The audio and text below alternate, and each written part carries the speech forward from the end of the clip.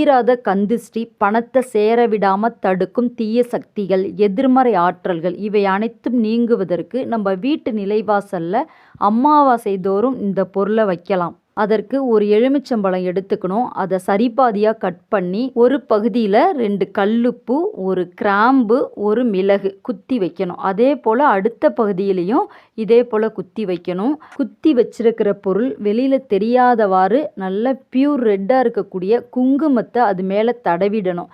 தடவிட்டு வீட்டு நிலைவாசல்ல அமாவாசை அன்று மாலை 6 மணிக்கு மேலே எலுமிச்சம்பழத்தை இப்படி வைக்கலாம். அமாவாசை இரவு முழுவதுமே அந்த பொருள் நிலைவாசல்ல அப்படியே இருக்கணும். இரவு நேரத்தில் தான் தீய சக்திகள் ஆக்டிவேட் ஆகும். அப்போ எலுமிச்சம்பழத்தில் வச்சிருக்கிற பொருள் அந்த தீய சக்திகள், கந்திஷ்டி அனைத்துமே அப்சர்வ் பண்ணிக்கும். அப்போ நம்ம வீட்டில் உள்ள தீய சக்திகள் எல்லாமே நீங்கும். ஒவ்வொரு அமாவாசை தோறுமே நிலைவாசல்ல மாலை 6 மணிக்கு மேலே இப்படி எலுமிச்சம்பழத்தை வச்சோம் அப்படின்னா நல்ல ஒரு மாற்றம் தெரியும். அமாவாசை திதி முடிந்த பிறகு அந்த எலுமிச்சம்பழத்தை எடுத்து கால்படாத இடத்துல போட்டுடணும்.